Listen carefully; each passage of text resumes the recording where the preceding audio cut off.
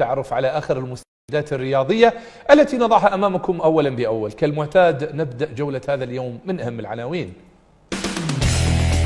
للمرة الثانية في تاريخه تشيمبوك هونداي الكوري الجنوبي يفوز بلقب كأس أبطال آسيا بعد تعادله إيابا بهدف لمثله مع مضيفه العين الإماراتي على ملعب هزاع بن زايد.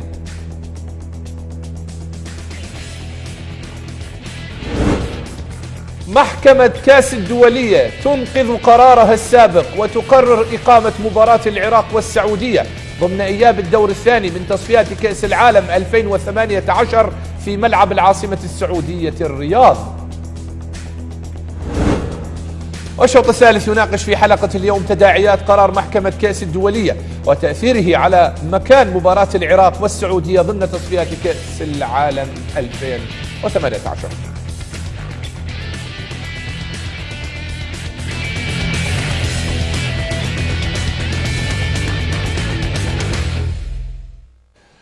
من العناوين إلى التفاصيل. أهلا بكم سادتي المشاهدين. فرط العين الإماراتي بفوز كان في متناول يديه عندما تعادل إيابا في المباراة الختامية لنهائي كأس أبطال آسيا بكرة القدم في ملعب هزاع بن زايد بالتعادل بهدف لمثله أمام تشيمبوك الكوري الجنوبي بحضور جماهير غفيرة.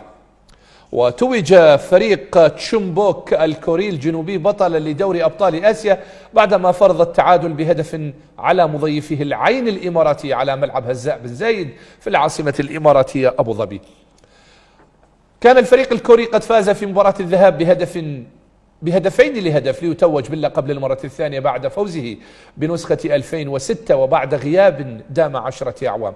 تقدم تشيمبوك الكوري في الدقيقة 29 عن طريق هانكي وون وتعادل للعين لي ميون جو في الدقيقة 34 بينما أضاع البرازيلي دوغلاس ضربة جزاء للعين في الدقيقة 43 من عمر المباراة كادت أن تغير الأمور لصالح العين الإماراتي في هذه المباراة التي فقد فيها للمرة الثانية العين الإماراتي لقب بطولة كأس الأبطال آسيويا.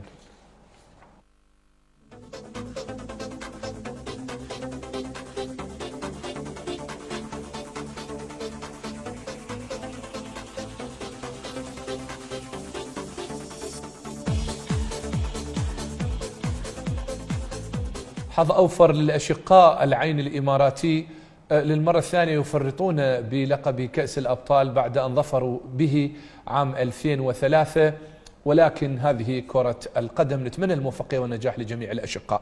مشاهدينا الأحبة، تفاجأت الجماهير الرياضية والأوساط العالمية بقرار محكمة كأس الدولية الرياضية التي تراجعت ونقضت قرارها السابق الذي يتحدث عن ملعب مباراة العراق والسعودية في تصفيات كأس العالم، إذ قررت محكمة كأس إجراء المباراة بين الشقيقين العراقي والسعودي على الملاعب السعودية بعد أن استمعت محكمة التحكيم الرياضي ضمن اختصاصها القضائي إلى الاستئناف المقدم من الاتحاد السعودي بتاريخ 8 يونيو 2016 ضد قرار لجنة الطوارئ بالاتحاد الدولي فيفا الصادر يوم 18 مايو 2016.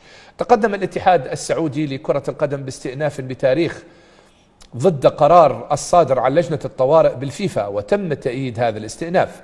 ينحى القرار الصادر عن مكتب الطوارئ بالاتحاد الدولي جانبا والصادر بتاريخ 18 مايو 2016 وبذلك يضيف الاتحاد السعودي لكرة القدم المباراة المجدولة بتاريخ 28 مارس 2017 ويستضيف الاتحاد السعودي لكرة القدم مباراة التصفيات الأولية المؤهلة لكأس العالم والتي تجمع الشقيقين العراقي والسعودي بتاريخ 28 مارس على أن تلعب على أرض الاتحاد السعودي لكرة القدم عملا بلوائح كأس العالم 2018 وليس على أرض محايدة مع مراعاة أي مستجدات قد ينجم عنها التأثير على أمن المباراة. النقطة الخامسة: يتحمل الاتحاد الدولي فيفا كافة مصاريف التحكيم ويتحمل الاتحاد الدولي المصاريف المترتبة عليه ويجب أن يدفع لصالح الاتحاد السعودي لكرة القدم مبلغ 3000 فرنك سويسري لقاء الرسوم القانونية.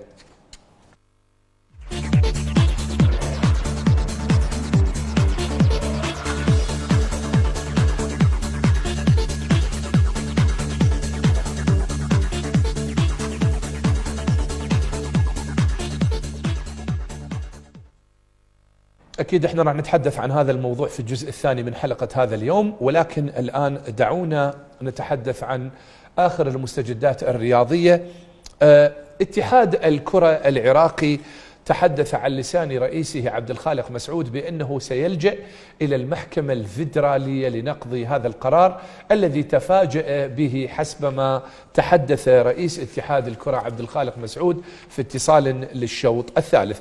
وأكد الاتحاد أنه سيلجأ إلى المحكمة الفيدرالية للرد على قرار محكمة كأس الأخير بشأن نقض الأخيرة لقرار فيفا إجراء مباراة منتخبنا أمام الأشقاء السعوديين في أرض محايدة، والتي ستقام برسم الدور الثاني من المرحلة الثانية لكأس العالم. مسعود قال أن اتحاد الكرة سيلجأ إلى المحكمة في سويسرا وهي أعلى من محكمة كاس، مشيرا إلى أنه بصدد إعداد ملف بعد التشاور مع القانونيين يعترض فيه على قرار المحكمة الأخير الذي يقضي بخوض منتخبنا لمباراة السعودية في الرياض وليس في أرض محايدة، واصفا القرار بالمجحف بحق العراق من قبل المحكمة. وأضاف مسعود أن الاتحاد سيعقد اجتماعا بمقره لمناقشة تداعيات هذا القرار، كما سيقيم مؤتمرا آخر مع المدرب راضي شنيشل للحديث عن المستوى العام للمنتخب الوطني.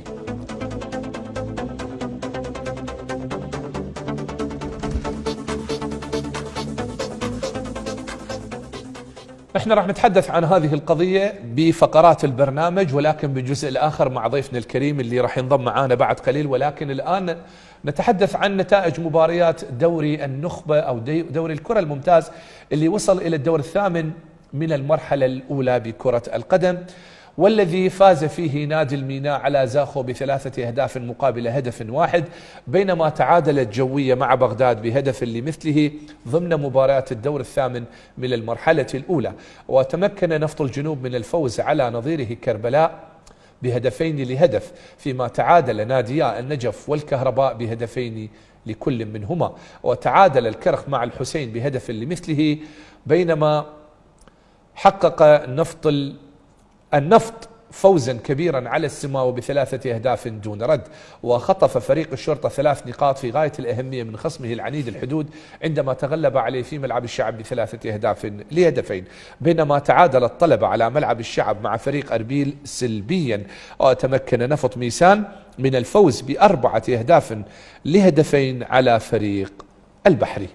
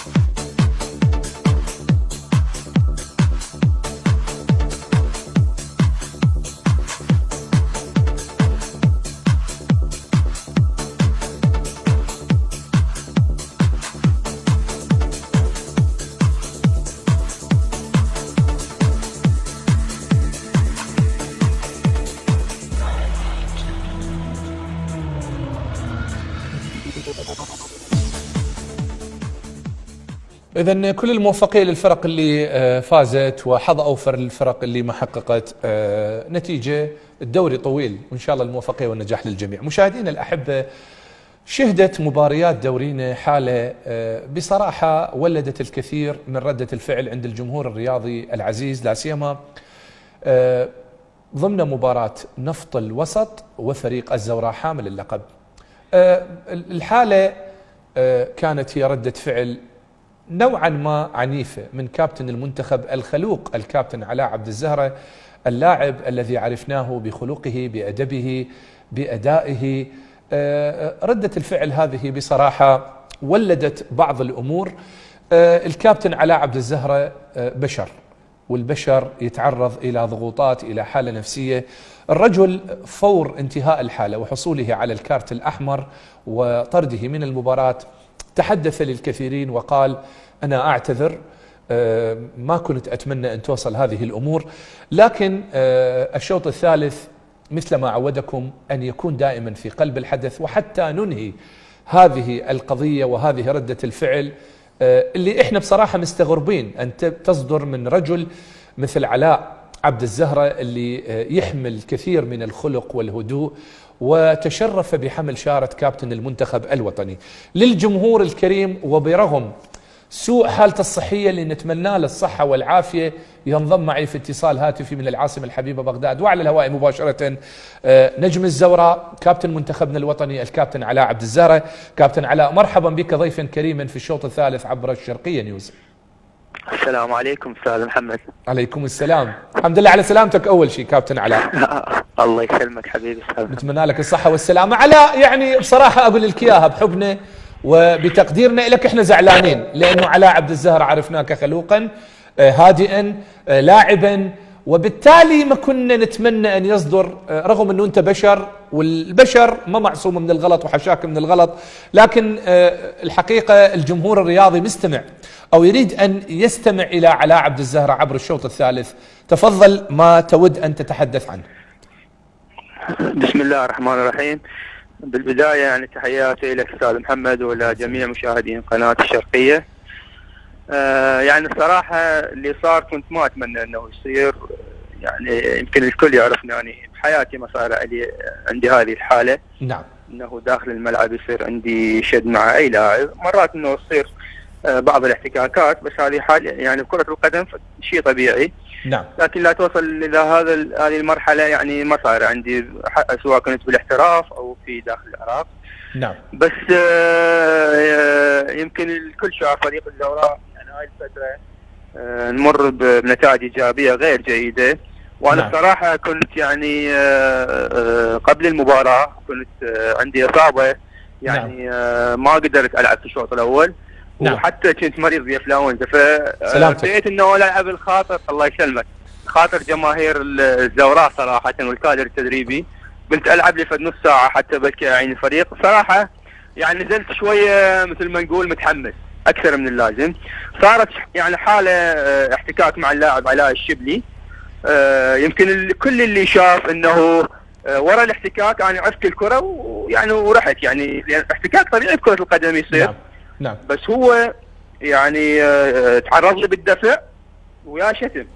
نعم. يعني من الصعب انه اللاعب انه يتعرض لهيك شيء ويسكت. صحيح انا يعني استعجلت، بس بنفس الوقت هم صعب انه لاعب داخل الملعب يتعرض لهيك شيء. نعم. انا يعني الحاله اللي سويتها لزمت على الشبلي، لزمته بس ما ضربته، يعني نعم. لزمته. هو مثل، يمكن الكل شافه انه مثل راسا وقع نفسه. فانا وخرت من يمه لاعبين جو يعني مثل ما نقول فككونه. نعم. هو الفيلم الان امام الجمهور علاء، الان اذا تشوفه الان الفيلم امام الجمهور. نعم. اي لا انا ما جاي اشوف لان انا بغير مكان. يلا مو مشكله. فالحكم انطاني يعني حتى اكو لاعب رقم 17 نعم اجا هم ضربني مره ثانيه. نعم. فالحكم لما انطاني كارت احمر صراحه تفاجئت، لان هي اللجمه اللي لزمتها له فقط لزم ما ضرب ثاني. نعم. نعم. فتفاجئت ان الحاله تضطرد. حتى الركضه اللي ركضتها ترى انا ما ركضت على الحكم نهائيا. يعني نعم. صراحة حسيت انه بغبن انه من علاء الشبلي. نعم. نعم. ردة فعل. وقع نفسه. نعم. وقع نفسه وخلانا نطرد قدام الجماهير وقدام اللاعبين. نعم. يعني مثل ما نقول يعني حسيت انه حالة غبن صارت بعد. ايه نعم.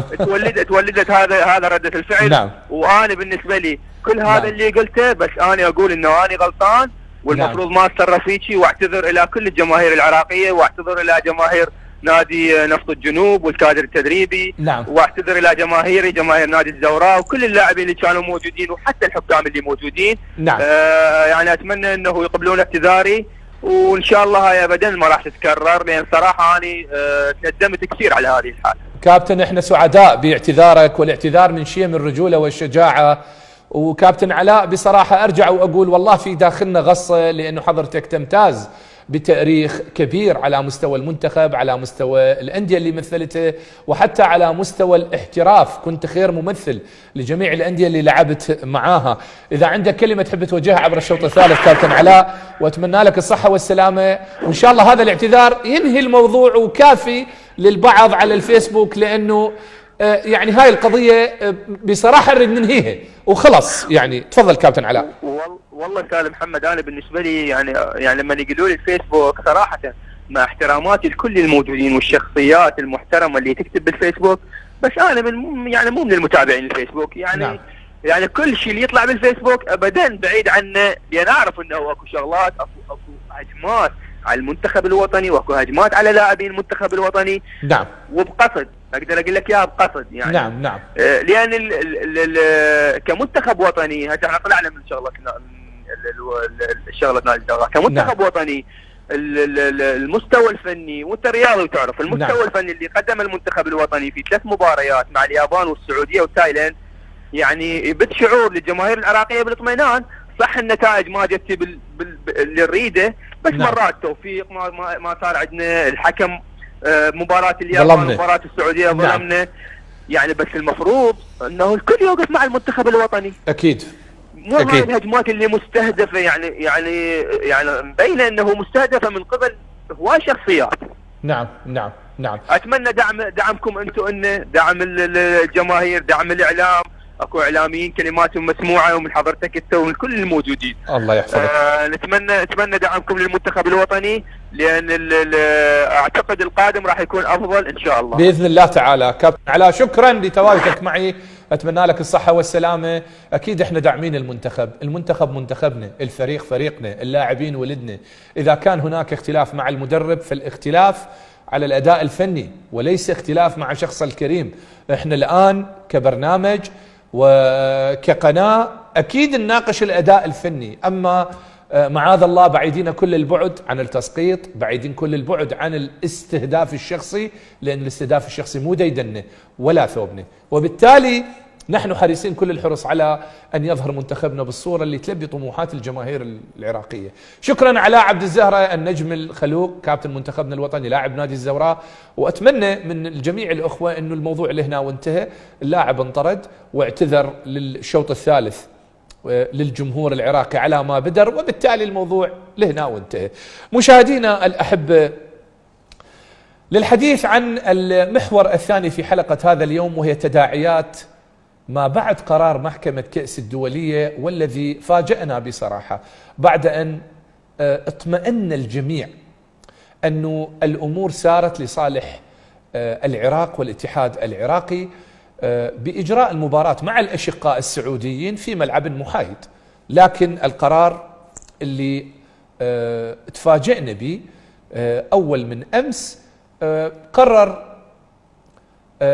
قررت محكمة كأس الطعن بقرار لجنة الطوارئ في الفيفا، وبالتالي كسب الدعوة وإجراء المباراة في الملاعب السعودية. الآن راح نتحدث بمهنية، لأنه هذه القضية بصراحة حتى لا تأخذ أكثر من حجمها. القضاء ذكاء، والإدارة ذكاء، والاتحاد السعودي استعمل ذكائه واستخدم شطارته وقدر يكسب الدعوة، وإحنا نايمين بالعسل اليوم. فإحنا علينا أن نواجه واقع الحال. الآن راح نناقش هذه القضية بمهنية لنتعرف على تداعيات هذا القرار وتأثير على الأداء الفني، على الأداء الإداري، على الوضع العام لمنتخبنا. يسعدني أن ينضم معي من استوديوهاتنا في بغداد الحبيبة وعلى الهواء مباشرة الخبير الرياضي الكابتن عبد اللطيف كاظم، الذي ينضم معي من استوديوهاتنا وعلى الهواء مباشرة. كابتن عبد اللطيف، مرحبا بك ضيفا كريما في الشرقية نيوز والشوط الثالث. هلا بك ومرحبا استاذ محمد وبجميع مشاهدي برنامجكم الرائع الشوط الثالث من قناة الشرقية. الله يحفظك كابتن، نورتنا وتعرفتوا على محور هذا الحديث اللي شغل الشارع الرياضي العراقي، وعلى قولته هن المصايب جتي كلها سوى، وإن شاء الله ماكو مصيبة، ما طول إحنا بخير والعراق بخير إن شاء الله، ماكو مصيبة. لكن الآن نناقش القضية، نتابع هذا التقرير اللي عد زميلنا محمد الخفاجي، والذي يتحدث عن قرار محكمة كأس بجعل مباراة العراق والسعودية إيابا في كأس العالم على الأراضي السعودية. تابع.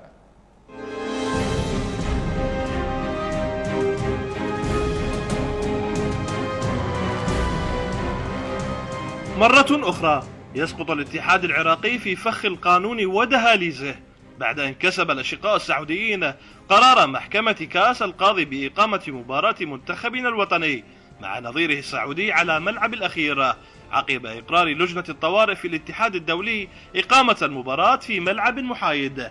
أسباب عدة دعت إلى خسارة الكرة العراقية لهكذا استحقاق طبيعي، أهمها السطحية في التعامل مع الوقائع من جانب الاتحاد العراقي لكرة القدم، فضلا عن الضعف الواضح لممثله القانوني والذي خسر الكثير من القضايا في وقت قصير.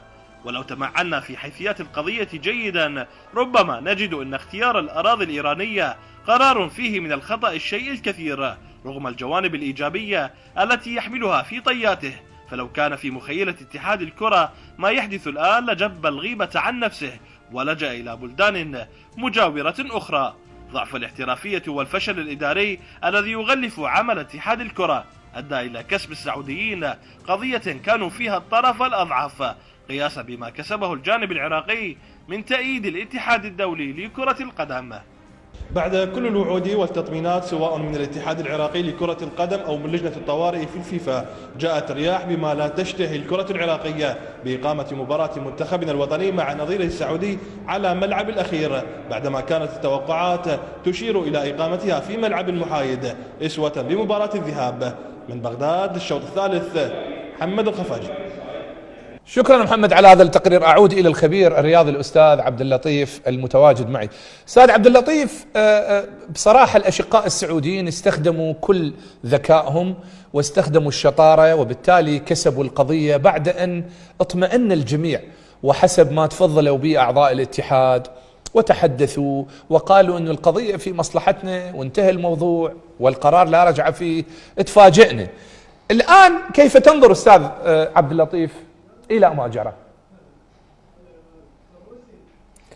بسم الله الرحمن الرحيم. طبعا القرار حقيقة كان مفاجئ، والقرار أخذ طبعا مدة طويلة، والاتحاد السعودي قدر أن يخطط وأن يدرس القرار بكافة جوانبه، وكان يفكر شلون يغير القرار ويأثر على الاتحاد الدولي من خلال رسم استراتيجية جيدة في الجانب الإداري. نعم. طبعا الأخوة السعوديين طبعا من حق أي دولة هي تقدر تنقض قرار إذا يكون ضدهم. نعم. بس النقض يحتاج إلى متابعة، يحتاج إلى دراسة، يحتاج إلى علاقات جيدة جدا. نعم. من خلالها يقدر يحصل على ما يفكر به. طبعا احنا مشكلتنا أستاذ محمد نعاني دائما منذ زمن طويل من الحصار، يعني اللي مبلل نقول ما يخاف من المطر. نعم. عودنا أن نلعب خارج أرضنا، بس مو هنا المشكلة. المشكلة احنا اكو خلل في الجانب الإداري عندنا. نعم. يعني اكو تخبط إداري هو اللي جعل الكرة العراقية تعيش هذه الأجواء. نعم. يعني احنا الآن نريد نفرح شعبنا بغض النظر عن التأهل أو عدم التأهل. شعبنا يريد الآن يغير الصورة السلبية اللي ظهر بها من خلال هزائمنا الأربعة خلال الدور الأول. نعم. فمن حقنا احنا، يعني بعد ما اتخذ القرار محكمة الكاس اتخذوا القرار بأن تكون أرضنا تكون ماليزيا، يفترض الاتحاد الآسيوي ومحكمة الكاس تأخذ بنظر الاعتبار ما عانى من العراق وما احنا نفذنا. يعني احنا ما قدرنا نفرض رأينا على الاتحاد الآسيوي أو محكمة الكاس أو الاتحاد الدولي بأن تكون أرضنا المفترضة إيران. نعم.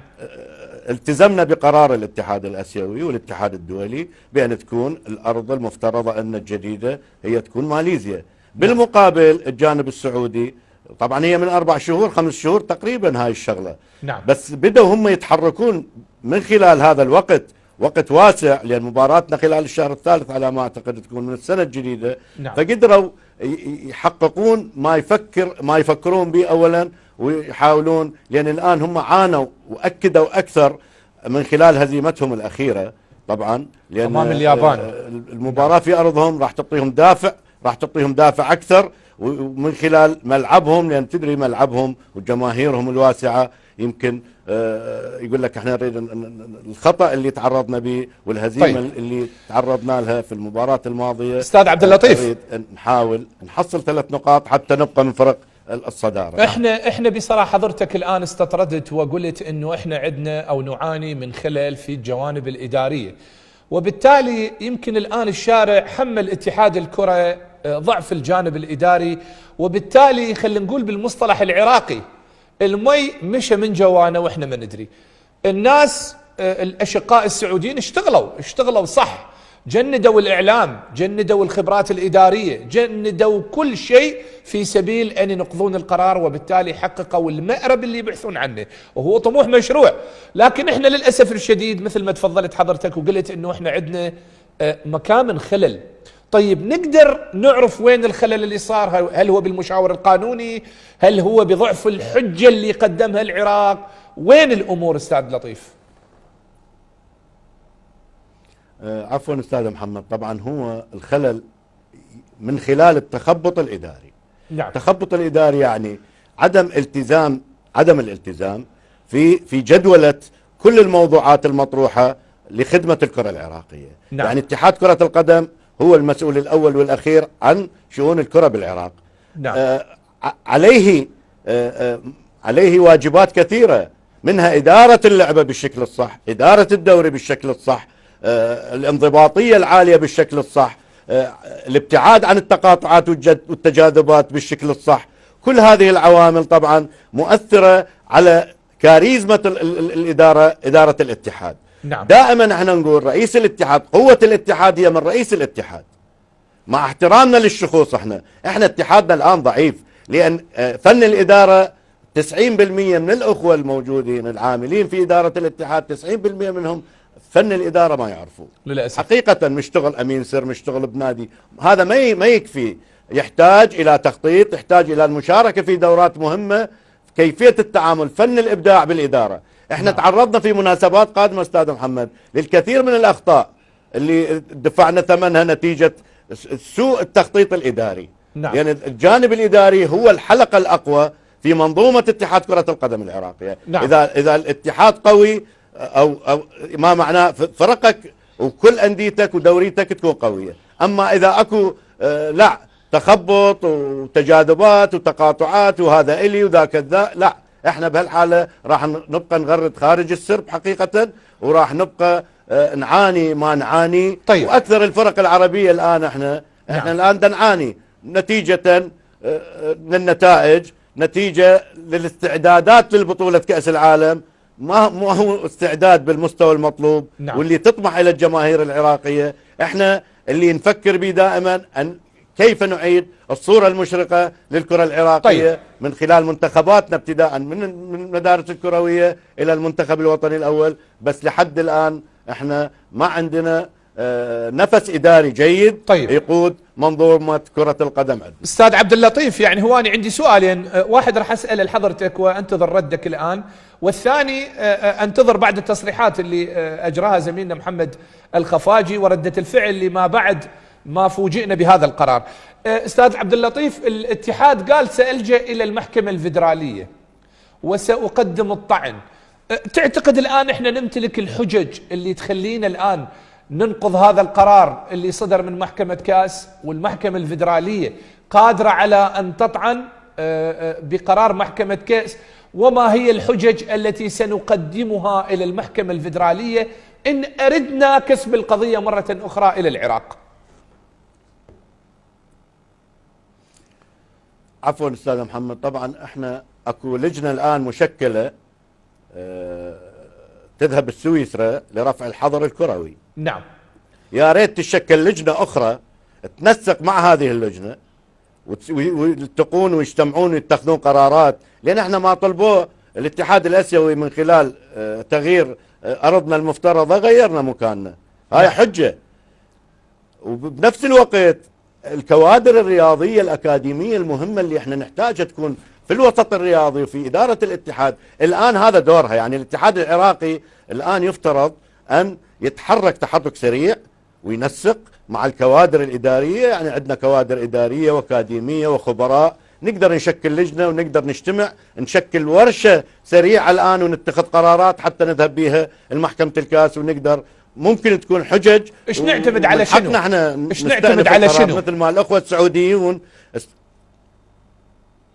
نعتمد على ظروفنا أولا اللي نعاني منها احنا. نعم. وثانيا احنا نفذنا أمر من كنا أرضنا المفترضة إيران، الأراضي الإيرانية. نعم. من اتخذوا قرار الاتحاد الآسيوي بتغيير ملعبنا. يعني ما اعترضنا، ماكو اعتراض، لأن القرار صدر للدولتين، للسعودية وللعراق. فالقرار يجب أن يشمل، يعني يخدم الطرفين، ما يخدم طرف على حساب الآخر. طيب بعد إذنك الآن راح نستمع إلى ردود أفعال أهل الشأن الرياضي لما تحدثوا به عن مرارة هذا القرار، وأرجع للحديث مع حضرتك. نتابع هذه اللقاءات.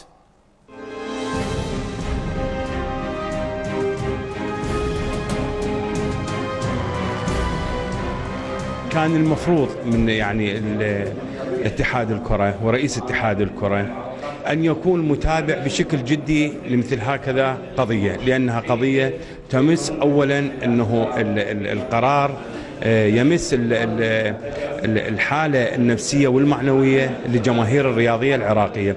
أنه الاتحاد السعودي رفض أن يلعب بأرضنا المفترضة إيران، كان عليه أن الاتحاد السعودي يعني بما معنى أن يقبل أنه العراق عندما يرفض اللعب على الأرض السعودية أنه يقبل بهذا القرار ويختار مكان آخر. لجأ إلى الفيفا، وكانت هناك عملية خلف الكواليس عندما كان رئيس محكمة كأس قبل يعني مدة قبل أقل من أسبوعين في المملكة العربية السعودية، والتقى ببعض المسؤولين. كل هذه الأمور نحن نبهنا عليها من خلالنا. احنا أيضا اتصلت أنا برئيس الاتحاد وذكرت له بهذه الحادثة، ولكن كان غير جدي في التعامل مع هكذا حدث. وهو يعني أعتقد يعني ما أعتقد يعني يريد يصنع فد شيء، ولكن مع هذا القرار مجحف وقرار ظالم بحق الكرة العراقية. الآن يعني اتضحت الصورة، ويعني صدر من محكمة كاس قرار ملزم وغير قابل للاعتراض مرة ثانية. هذا الشيء أنا أحمل اتحاد كرة القدم العراقي بأن كان غير فاعل في مسألة الدفاع عن القضايا العراقية بمسألة قانونية يتحملها أيضا محامي الاتحاد نزار أحمد، اللي كان حسب رأيي الشخصي بعيد كل البعد عن هذه القضية، وبالتالي يمكن آخر من عرف بأن يعني محكمة كاس أصدرت القرار وانتهى الموضوع. أنا أقول القرار مو ملك ولا صلاحية الاتحاد، يعني القرار قرار الجمهور الرياضي العراقي لمنتخب العراق، وقرار يخص الحكومة العراقية. يعني صح هي في معزل، ولكن يعني الرياضة في معزل عن التدخل الحكومي، ولكن يجب أن يكون هناك وقفة جادة من كل الأطراف. لأن أنت اليوم يعني تحرم من أرضك وكذلك تجبر على أن تلعب في أرضه، يعني هذه يعني يجب أن يكون هناك وقفة حقيقية بصراحة. طبعا القرار متوقع، يعني بالنسبة لنا كإعلام حذرنا عن هذا الموضوع. يعني أتصور أنه زيارة رئيس المحكمة للسعودية وحديثنا بالإعلام المحلي بأنه هاي الزيارة قد تخلق جزء من الشبهات بنقل المباراة من الأرض المحايدة للمملكة، لكن أنا أعتقد سببها أنه ضعفنا في التعامل مع القضايا القانونية. كل القضايا القانونية اللي ذهبت المحكمة كاس خسرناها للأسف. يعني ما في يوم احنا ربحنا قضية بمحكمة كاس، هذا يدل على أنه عندنا ضعف بالجانب القانوني الرياضي.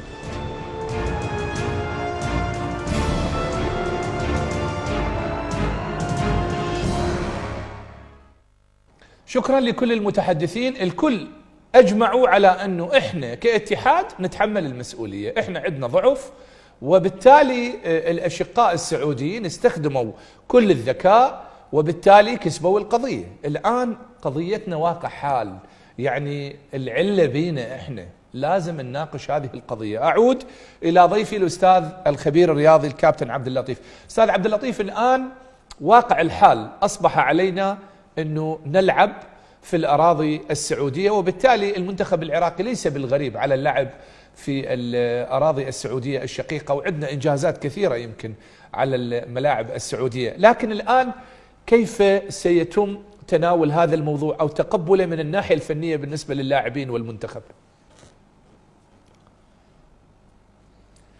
عفوا أستاذ محمد، طبعا هو أصبح أمر واقع، وواقع حال لازم نكون نتواجد على أرض المملكة العربية السعودية الشقيقة. وفريقنا متعود دائما، احنا من 86 من عام 86 كأس العالم، ومن كان فريقين يصعد الكأس العالم، احنا فريقنا أخذ البطاقة الثانية وصعد الكأس العالم. احنا مو نفكر الآن بالصعود أو عدم الصعود، احنا علينا أن ننفذ قرار محكمة الكاس، وإذا لم يتم تنفيذ القرار عليه عقوبات إدارية وانضباطية ومالية، واحنا في غنى عنها، واحنا نعاني الآن من المشاكل المالية وغيرها. احنا نرجع ونقول فريقنا الآن بإمكانه أن يقدم مباراة كبيرة في أرض المملكة العربية السعودية. نعم. وفريقنا مو جديد عليه، والمملكة العربية السعودية مو بعيدة علينا، أرض قريبة مو بأوروبا، توقيتها نفس توقيتنا. نعم. فبالإمكان إحنا فريقنا يكون تحسن ظن الجماهير ويحقق نتيجة على أمل يبقى بارق أمل ضعيف جدا للتأهل لكأس العالم. نقدر نحقق، لأن الفريق السعودي الآن دا يعيش قلق نتيجة هزيمته السابقة، وتدري الجانب النفسي هو مؤثر ومهم، والآن طبعا راح يتعرضون لضغط أكثر من خلال المباراة اللي راح تتم على أرضهم وبمؤازرة جماهيرهم. ففريقنا خلاص الأمور انتهت، احنا لازم نطبق قرار المحكمة. إذا نقدر نغير، وإذا فرض علينا عندنا سبل للتغيير بدون استئناف، فلا بد أن نلعب، وإن شاء الله. نعم، عندنا سبل للتغيير، عندنا سبل الآن نمتلك لو القرار خلص قطعي. احنا لازم الآن طبعا يجب علينا أن نقف وقفة قوية جدا يشارك بها المسؤولين حقيقة، ويشارك بها الكوادر الرياضية عقليتها إدارية ناضجة جدا، اللي من خلالها تكون مؤثرة ممكن، أو تقنع نوع من القنع البسيط. ولو أكو قناعات مرات الإنسان، يعني المحامي وليش يقولون عليه محامي؟ نعم. محامي يلقى ثغرة قانونية صغيرة يدخل منها ويطلع قرار بصالح المتهم أحيانا. نعم. احنا الآن تحدثنا على موضوع الضعف في الجانب الإداري، ما عندنا مبدعين بالجانب الإداري، ما عندنا قياديين بالجانب الإداري، والمحامي الآن اللي قاعد في الولايات المتحدة الأمريكية على ما أظن. نعم.